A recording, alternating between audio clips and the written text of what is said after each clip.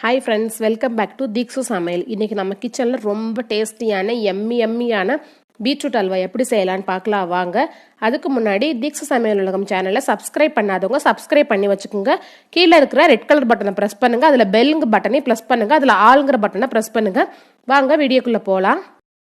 இப்போ பீட்ரூட் அல்வா செய்ய தேவையான பொருள் பார்க்கலாம். நான் ஒரு பெரிய பீட்ரூட்டை இந்த மாதிரி சின்ன சின்ன கியூப் மாதிரி கட் பண்ணி வச்சிருக்கேன். 5 டேபிள் ஸ்பூன் அளவுக்கு கார்ன்ஃப்ளவர் மாவு சோள மாவு எடுத்திருக்கேன். 1 கப் பீட்ரூட் 1 கப் சுகர் எடுத்திருக்கேன். அப்புறம் பீட்ரூட் எடுக்கிறதுக்காக ஒரு கேக் டின் எடுத்திருக்கேன். அல்வா செஞ்சு எடுக்கிறதுக்காக பொடியாக கட் பண்ண பாதாம் பருப்பு வச்சுருக்கேன். நீங்கள் முந்திரி பாதாம் பிஸ்தா எல்லாம் சேர்த்துக்கலாம். பேரிச்சம்பழம் கூட சேர்த்துக்கலாம். இப்போ நான் கட் பண்ணி வச்சுருந்த பீட்ரூட்டை மிக்சியில் கொஞ்சம் தண்ணி ஊற்றி நல்லா நைஸாக அரைச்சிட்டு வந்திருக்கேன். இதை வடிகட்டி நம்ம எடுத்துக்கலாம். நம்மளுக்கு அந்த சக்கையெல்லாம் வேணாம், வெறும் தண்ணி மட்டும் ஃபில்டர் பண்ணி நம்ம எடுத்துக்கலாம். பாருங்கள், ஃபில்டர் பண்ணிவிட்டு காமிக்கிறேன். நம்மளோட பீட்ரூட் மிக்சியில் அடித்து நல்லா தண்ணியாக ஃபில்டர் பண்ணி எடுத்தாச்சு. வாங்க எப்படி செய்யலான்னு பார்க்கலாம். அதுக்கு ஃபஸ்ட்டு ஸ்டவ் ஆன் பண்ணிக்கலாம். ஆன் பண்ணி ஒரு கடாய் வச்சுருக்கேன்.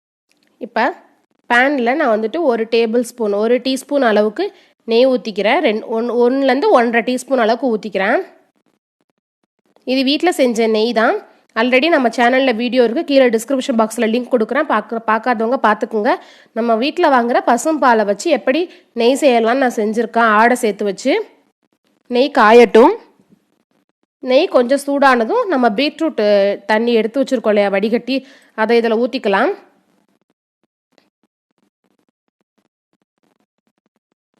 பாருங்கள், அந்த தண்ணியை இதில் ஊற்றிக்கலாம். பீட்ரூட் தண்ணியை ரொம்ப டேஸ்டியாக இருக்கும் ஃப்ரெண்ட்ஸ்.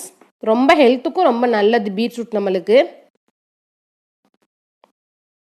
பீட்ரூட் அந்த தண்ணி ஊற்றின பிறகு நம்ம சோள மாவு கரைச்சி வச்சுக்கலாம். கார்ன்ஃப்ளவர் மாவை 5 டேபிள் ஸ்பூன் கார்ன்ஃப்ளவர் மாவில் நான் ஒரு 1/4 கிளாஸ் அளவு தண்ணி ஊற்றி நல்லா இந்த மாதிரி கட்டி இல்லாமல் கரைச்சி வச்சுருக்கேன். இப்போ அதை நம்ம அதில் ஊற்றிக்கலாம். பாருங்க, தண்ணி லைட்டாக கொதி வந்திருக்கு. இப்போ தான் ரொம்ப கொதிக்க வேணாம், லைட்டாக கொதி வந்த பிறகு இந்த மாவு அதில் ஊற்றி நல்லா கை விடாமல் கிளறுங்க. கட்டி விழுகாமல் நல்லா கட்டி விழுகாமல் கை விடாமல் கிளறுங்க. நம்ம கிளற கிளற நல்லா கெட்டியாயிடும் அது. பாருங்க ஃப்ரெண்ட்ஸ், ஃபர்ஸ்ட் இருந்ததுக்கு இப்போ கொஞ்சம் கெட்டியாயிடுச்சு பாருங்க. கிளறிக்கிட்டே இருக்கணும். நம்மளோட பீட்ரூட் எந்த வித நம்ம ஃபுட் கலரும் சேர்க்கல, நம்ம பீட்ரூட் கலர்லேயே அது அழகாக நம்மளோட அல்வா ரெடி ஆகிட்டு இருக்கு. நீங்கள் இது மாதிரி வீட்டில் ஒரு தடவை ட்ரை பண்ணி பாருங்க. பாருங்க, இந்த மாதிரி கெட்டி ஆயிடுச்சு இல்லையா. இப்போ கொஞ்சம் கொஞ்சமாக மறுபடியும் நெய் கொஞ்சம் கொஞ்சமாக நம்ம ஊற்றிக்கலாம். இப்போ ஒரு 2 டீஸ்பூன் அளவுக்கு ஊற்றிக்க போகிறேன். 2 டீஸ்பூனுங்கிறது முதல்ல 1 டீஸ்பூன் ஊற்றிக்கிறேன். கொஞ்சம் நேரம் கழித்து இன்னொரு டீஸ்பூன் ஊற்றிக்கலாம். நம்ம எடுத்து வச்சுருந்த 1 கப் சர்க்கரையை போட்டுக்கலாம். சுகர் போட்டோம்னா நல்லா மெல்ட் ஆகி அல்வா கொஞ்சம் இலகி வரும். அதுக்கப்புறம் திருப்பி கெட்டியாயிடும்.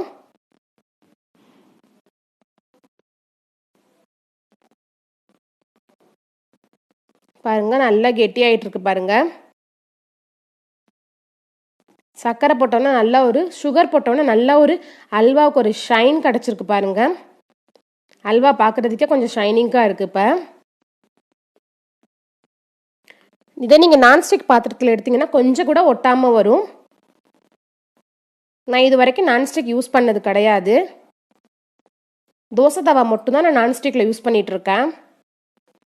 இப்போ இன்னொரு டீஸ்பூன் அளவுக்கு 2 டீஸ்பூன் அளவுக்கு நெய் ஊற்றிக்கலாம். பாருங்க, அல்வா பார்க்குறதுக்கு எவ்வளோ அழகாக எம்மியாக இருக்குது. இப்போவே சாப்பிடணும் போல இருக்குது.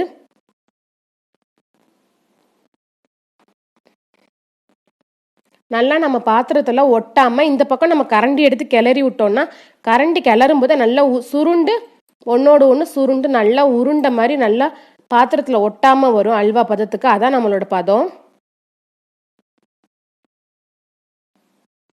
பாருங்க, நல்லா சுருண்டு வருது பாருங்க. இப்போ ஒரு டீஸ்பூன் ஊற்றிக்கிறேன். நான் 1 டீஸ்பூன் ஊற்றிக்கிறேன். இன்னொரு 1 டீஸ்பூன் ஊற்றிக்கிறேன். அப்போ தான் நம்மளுக்கு ஒட்டாமல் வரும். அல்வா. சாப்பிடவும் நல்ல டேஸ்டியாக இருக்கும். இங்கே பாருங்க, நெய் ஊற்றினோன்னா அழகாக உருண்டு வருது பாருங்க. பார்த்தாலே தெரியும் உங்களுக்கு. பாருங்க எவ்வளோ அழகாக வருது பாருங்க.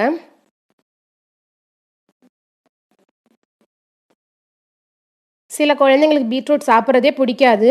அவங்களுக்கு இந்த மாதிரி அல்வாவோ இது ஏதாவது ஒன்று, பீட்ரூட் தோசை, பீட்ரூட் அல்வா, இந்த மாதிரி நம்ம ஏதாவது ஒரு விதத்தில் குழந்தைங்களுக்கு வெஜிடபிள்ஸ் சேர்க்கலாம். அதுக்கான ஐடியாவும் இது ஒன்று தான். இப்போ குட்டியாக கட் பண்ணி வச்சுருக்க பாதாம் பருப்பு அதில் போட்டுக்கிறேன். நீங்கள் பாதாம், முந்திரி, பிஸ்தா, பேரிச்சம்பழம், வால்நட்ஸ் எல்லாம் கூட கட் பண்ணி போட்டுக்கலாம்.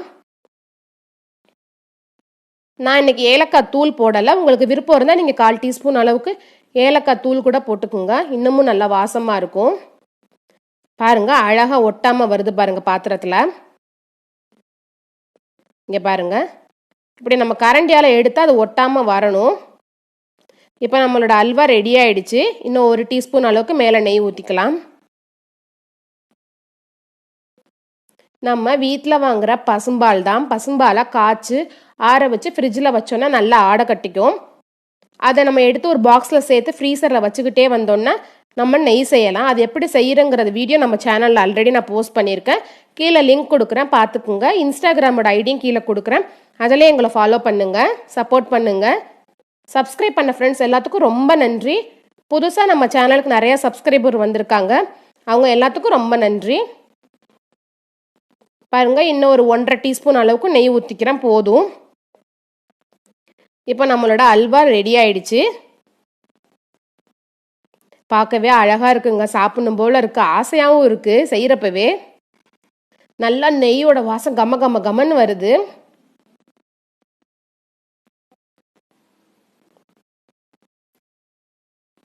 என்னோடது ஸ்டெயின்லெஸ் ஸ்டீல் கடாயினால கொஞ்சம் ஒட்டி இருக்கு. நீங்கள் நான்ஸ்டிக்னா ஒட்டாமல் வரும். இப்போ நம்ம அல்வா எடுக்கிறதுக்காக ஒரு டின்னில் நெய் தடவி குட்டி பாதாம் பருப்பு குட்டி குட்டியாக கட் பண்ணி வச்சது போட்டிருக்கேன். அதில் அல்வாவை போட்டுட்டு ஒரு ஸ்பூனில் நெய் தடவிட்டு நல்லா சமம் பண்ணிக்கலாம். ஆறட்டும். இங்கே பாருங்கள், 1/2 அன் ஹவர் கழித்து நல்லா ஆறிடுச்சு. இப்போ ஒரு பிளேட்டுக்கு மாற்றிக்கலாம்.